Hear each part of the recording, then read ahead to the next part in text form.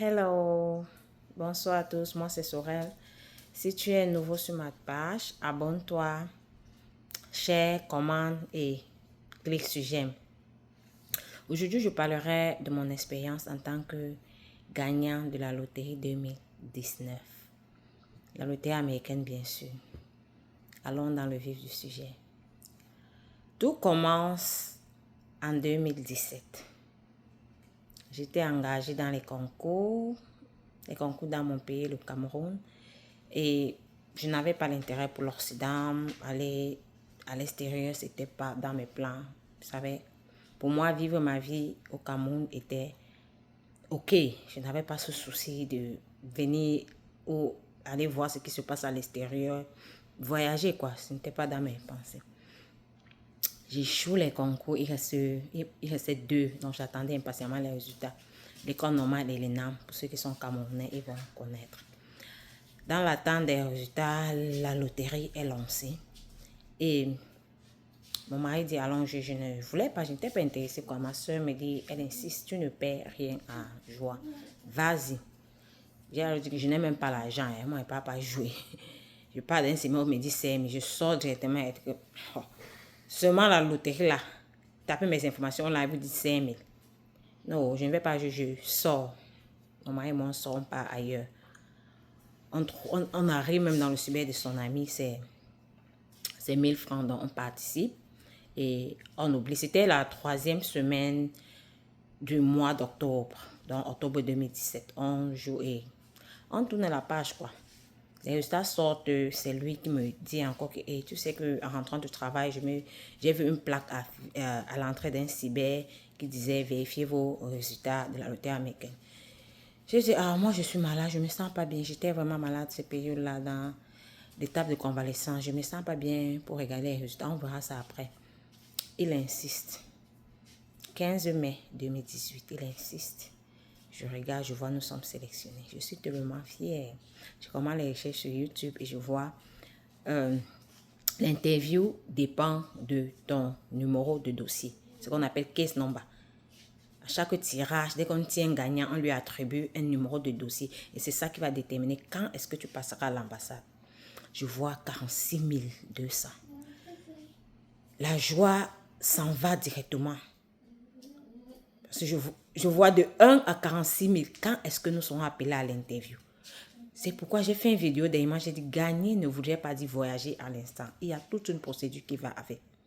Il fallait alors remplir, il y a les DS 260 et tout. Je ne sais pas comment ça se passe. J'ai fouillé YouTube, j'ai intégré un groupe WhatsApp. J'ai été en contact avec quelqu'un qui connaît comment ça se passe. Nous sommes pris rendez-vous dans un cybercafé à Douala. Il m'a montré, j'ai rempli ma DS. Et par là, j'ai appris, j'ai fait pour mon mari et mon garçon. J'avais seulement un enfant au moment-là.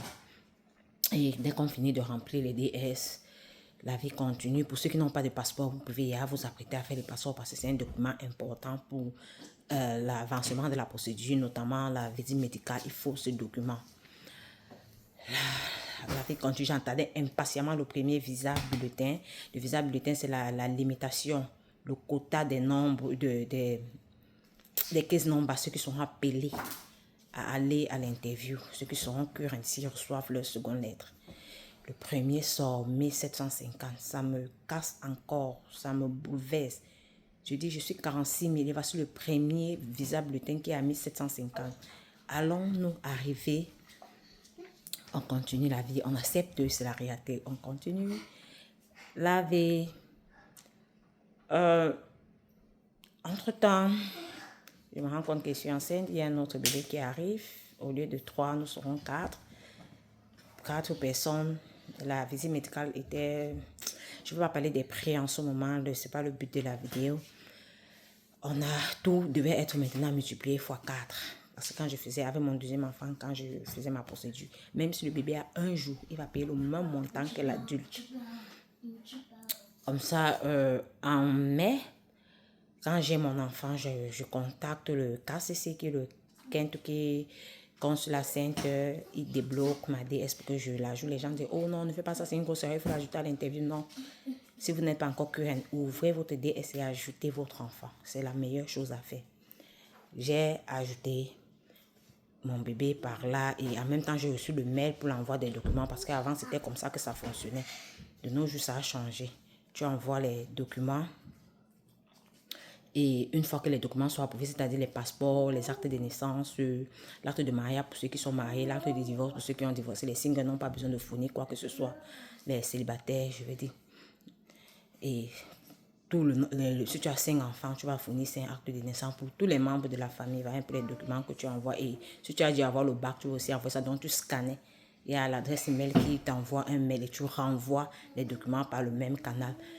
Dès que tu envoies et que c'est bon, quoi. Tu sais que les prochains mois, les prochaines semaines, tu seras forcément current. C'est comme ça. En 2019, ça se passait, mais ils ont dû changer après. À partir de 2020, il n'y avait plus l'obligation d'envoyer les documents. Tout se passait à l'interview. Donc, dès que les documents ont été validés, j'ai une fois envoyé les documents avec la DS de ma fille, dont j'ai demandé de débloquer pour l'ajouter. J'ai envoyé les documents.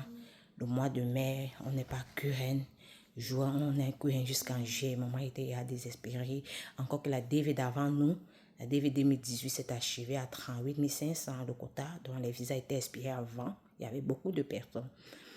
Il n'avait plus espoir. Il dit, cherche autre chose à faire pour ta vie parce que la DV ici, c'est dans l'eau. J'ai dit non. Si j'ai gagné, si le Seigneur a permis que je gagne, c'est parce qu'il sait que je vais arriver dans ce pays. J'ai foi et je continue à garder cette foi jusqu'au 30 septembre 2019, la fin de la DV. Parce qu'une DV, une année fiscale s'étend du 1er octobre d'une année au 30 septembre d'une autre année. En juillet, on reçoit le fameux email avec la date d'interview et tout, la joie. Je conforte mon mari et dis voilà, on va passer à l'interview en septembre. Il faut préparer les documents pour la visite médicale et l'argent. Et il est fier, il dit enfin on va voyager, j'aime ton courage, j'aime ton côté positif, tu as été positif durant toutes ces procédures, vraiment j'aime ça en toi. On collecte l'argent, il fallait payer 145 000 fois 5, aujourd'hui ça a augmenté, je vais dire fois 4. Tout ce qu'il fallait payer c'était fois 4 parce que nous étions famille de 4. On a collecté les documents, on a pris d'abord les photos, 5x5 format passeport, on a tout apprêté. Et le grand jour qui arrive, on a voyagé pour Yaoundé, vivant à Douala, il faut voyager pour Yaoundé. On a voyagé pour Yaoundé, tout s'est très bien passé, on a eu les visas, la joie. Et voilà un peu en quelque sorte mon expérience pour cette DV 2019 qui a commencé en 2017. Donc c'est toute une procédure. Et une fois que tu gagnes, tu ne voyages pas directement, dépendamment de ton numéro de dossier. C'est encore une autre procédure, une étape de stress. D'autres même qui gagnent et qui ne voyagent pas. Dans la prochaine vidéo, je vous parlerai de mes débuts ici en Amérique qui n'ont pas été faciles, mais avec la volonté, tout est possible. Les débuts étaient un peu difficiles, mais tout va. Même l'armée américaine, je ne savais pas que je pouvais joindre l'armée. Je n'ai jamais aimé l'armée, tout ce qui a trait à l'armée. Je n'ai jamais aimé. Aujourd'hui, je suis soldat de l'armée américaine. Sur ce, je vais vous laisser. Bye.